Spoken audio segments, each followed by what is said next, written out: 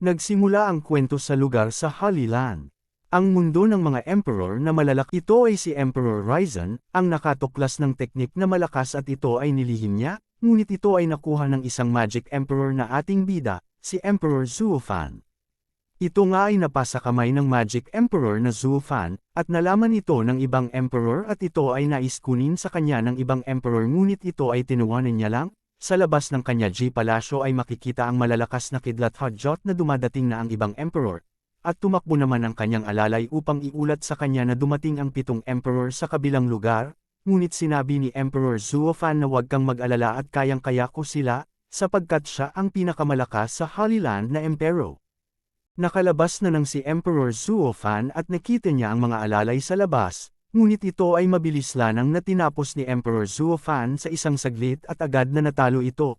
At dumating na ang 7 emperor at nasabi ng ating bida na sa wakas ay dumating na din kayo. Nagsalita ang 7 emperor at sinabi na ibigay na niya ang 9 secret na libro at hahayaan na siya na mabuhay at nasabi ng ating bida na siya ang pinuno ng mga emperor at natatawa na sinasabi na bakit niya ito ibibigay.